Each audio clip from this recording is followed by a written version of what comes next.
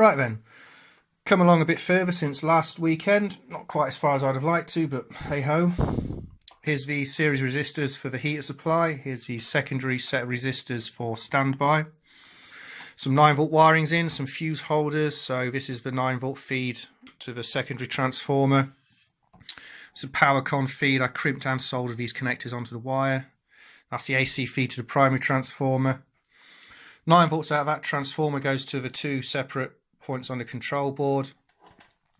So this one here is just a switched on or off 9-volt feed for the HT supply.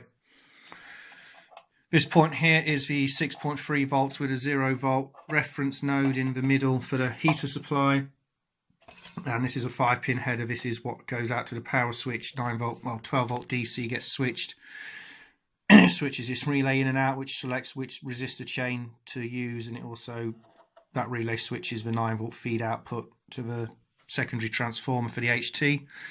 And I've also got the outputs in the 0-volt for the red and the green LED on the power indicator. Other additions I've made, I did originally have a fuse holder over here. I've put another one in here because I didn't want a long AC wiring run. It's more losses, it's more noise. So I've just put a little 4-pole connector in here. It's just a little 4-pin socket. I'll probably show you.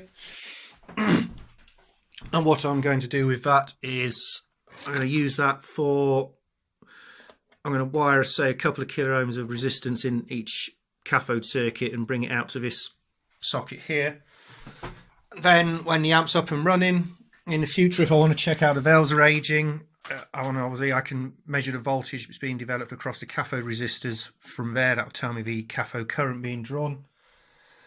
It means I don't have to take the amp apart, so that's kind of handy. I've also got an umbilical cord I can plug into there, so even if the amp's in a particularly hard to reach area, I can just put the cord in, bring it out, and I'll just have it on there's basically a never that plug, put the cable sort on the end of it, which will allow me to remote probe it, so I don't even have to gain access to the amp, which I thought was kind of a handy feature. I've got that piece of tag strip there. All the wiring is going to go onto that from the chassis up to the top plate and then come off from there to all the various other points. Got me proper switching now. 4-pole switch. Dual pole quad throw. No, quad pole dual throw. Yeah, that's the one it wants to be. So that's in now. So it's just more wiring. And you can see this takes time because every piece of wire is twisted and bent and cut to length. And then I have to solder on the little crimp terminals. Well, you crimp them and then solder them, and then you have to make up the little connector for the Molex end of it. And you have to route it all around nice and neatly.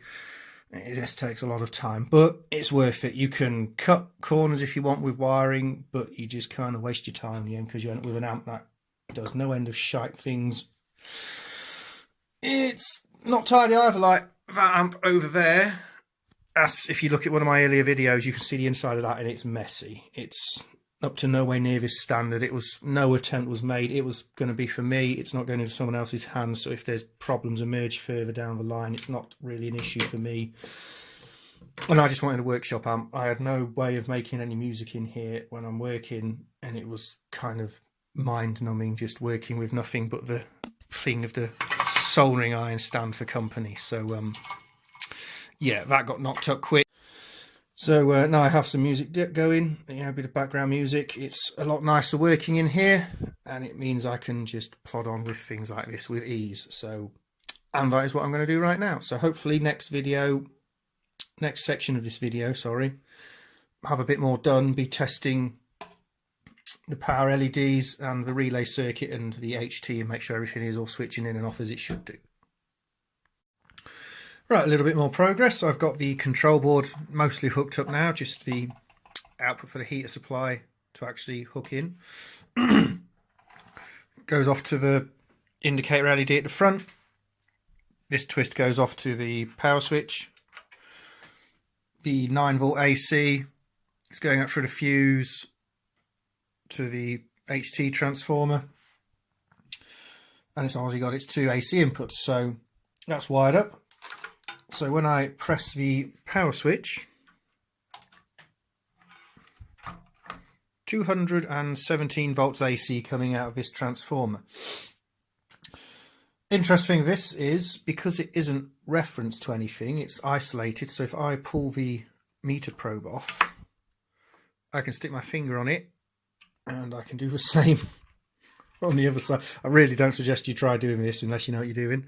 So yeah, the 215 volts is between those two terminals, not between them and anything else. So technically it's kind of safe, but yeah, don't go doing that. I really wouldn't recommend that. Interesting, actually, this whole 9 volt supply at the minute isn't referenced to anything. The heater supply will be referenced to 0V. There's a couple of the resistors actually sit as equal impedance in either side. I'm not putting a resistor, say, all on one side and the other one going back to the transformer. That would cause noise. So in operational mode, the resistors sit, 3 resistors sit in one side of the AC supply, 3 in the other. They're both referenced to 0 volt via a little 100 ohm resistor, and just these small capacitors shunt RF noise, any common mode noise and stuff to 0 volt rail. In conjunction with resistors, that should work quite well. But yeah, until I connect that up, the heater 9 volt isn't referenced to anything, and the 9 volts for the HT supply are never actually referenced to anything. They are just completely floating, just like the output from that transformer currently is. That I won't be able to do that once this is wired in, because it will be referenced via the bridge rectifier to the chassis via the 0 volt rail. But at present, it's safe, not safe, safe, kind of not safe. Don't do that. Never do that. Never ever think you can stick your fingers on anything, because, you know, there's a good chance you'll probably die. Just me messing about. Probably shouldn't have done that, but what the hell. So anyway, power LED. Camera won't really pick it up, but it does. It takes a couple of seconds to cycle to full green when I turn it on. All power switching is done by the relay. Because I've gone low volt switching on the switch, I can shove my fingers on that. It's never going to be a problem. It's not referenced to anything anyway. If I measured either side of that, I'd get nothing. That's actually 12 volt DC, because it's rectified and smoothed by one of these caps. Really not good practice to put caps next to warm resistors, but these resistors won't be getting that hot, and these caps are under almost no load whatsoever.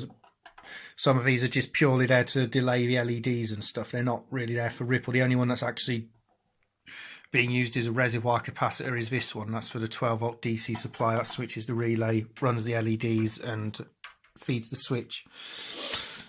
So next thing, I guess I'll do some signal wiring maybe, and maybe hook up this drive board or something. I don't know. I'm definitely not going to be getting this finished tonight. It's just going to be a slight chunk closer, but see where I get.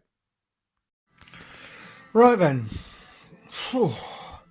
Well, this is several hours worth of wiring. This is putting pieces of wire in the drill and twisting them and drawing them out so they have a nice twisted together. This is absolute necessity when dealing with things like AC heater wiring, because the twist, one wire is carrying current in one direction, one the other, so the magnetic fields, as long as they're closely coupled, cancel out to just about zero. Theoretically, if you could get both wires perfect, it would cancel to zero. However, you'd have to have perfect size conductors and everything, and laws of physics just dictate that that isn't going to happen. So we do the best we can. You certainly don't want to loose twist. I sometimes see, like, I see a lot actually on like YouTube videos and stuff, people who've made valve amps, and it's just a loose twist with their fingers in sort of 3 or 4 centimeters. They'll only have maybe 2 twists. It's just not good enough. If you've got AC heat wiring, you need like this. You need twists all tightly twisted together. So I've got this is even the DC wiring's twisted. This is the black and red is regulated DC. So that's coming off the board up to this board. And there's another run of it going. That's obviously going to go up to the tag strip on the amp. That's blue and white is heater wiring after resistor chain. And well, blue and black white is the 0 volt point. So that's going up to there. So I've got 2 runs of wire up to that board so far. Slowly plodding on. Orange and purple is 9 volt AC wiring. Red and blue is 240 volt wiring and the 215 or so from this, but again high voltage AC. I've stuck with red and blue. This green, orange and yellow is just very low current DC wiring for the LED, and brown and grey is DC for the switching circuit that initiates to a control board. So that is where I've come so far.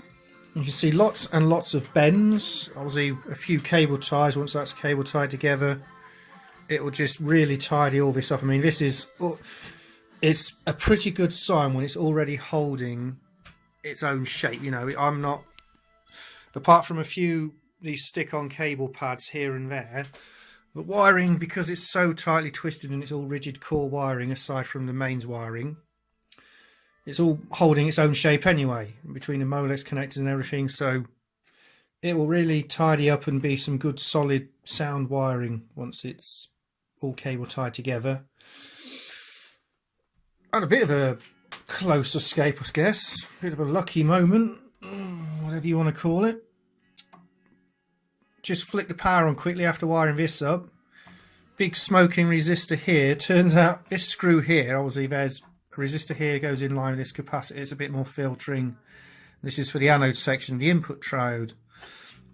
Well, there's a metal binding post under this screw and I'd forgot to cut the tracks up to it, so it was shorting the power supply out. Now, it's a good job I decided to put this extra resistor and filtering in, otherwise I'd have shorted my power supply out and I'd have ended up blowing my regulator up, and I'd now be having to rebuild that and probably some burnt out tracks on there, and it would have just been a real pain in the ass. So I was very lucky there. It didn't short anything else out. The rest of this board is fine. It was just purely, I'd actually forgot to cut all the tracks. This one didn't line up with anything. This one only lined up with a few feedback things which aren't even connected yet, and it wouldn't have really hurt. This was the only one that would have done the damage, and very luckily, of all the things it shorted up against, it was for a very high value. It's 2,200 ohm resistor. So yeah, that was a bit of a lucky one. So yellow wire here is the 0V connection from the power supply board. This thick yellow down here is mains safety earth. I've not got insulated binding posts for the oh fuck's sake, the phono leads, RCA leads, input leads. They're also grounding out. Now this follows what's called, this is a 0V bus bar. It's signal follows 0V. So the last thing to be on the 0 volt rail is the input, and then it's the cathode, well, the grid for the input valve, then the cathode resistors, then the cathodes for, well, the, again, this stage, input stage, this stage, output stage. But yeah, you go grid resistor, cathode resistor, base resistors or voltage reference, current sink, connection to 0 volt rail. And then up on the output stage you'd have the grid resistors to 0 volt rail, and then finally the output valve cathodes. And the very last thing on the chain is safety earth. Now you can do it that way, although sometimes you need to do it on the input. On valve amps, because the whole case can end up causing sort of, it's like a giant capacitor. Wires have capacitance. You can sometimes find the amp can break into oscillation, and you know, if you have a good real solid bus bar, the actual connection to main safety earth and chassis is done at this point. Sometimes it can work better going at the very end, you know, power supply end of it, and leaving this end floating. Sometimes you can connect it if your chassis layout's sort of in line with your 0V bus bar layout. You can actually have a couple of points to the chassis and it won't really affect it. So if I have a hum issue, I've got to either lift this one or these, see which one works best, and maybe some work around it. It should be alright. I'm kind of thinking it's going to be okay, to be honest. Technically, you don't even need to ground out the 0 volt rail on the HT for safety reasons. It's just purely for, you know, it acts as an RF shield on the case then. And it also, like I say, it stops the case becoming a sort of plate of a parallel plate capacitor with an other component.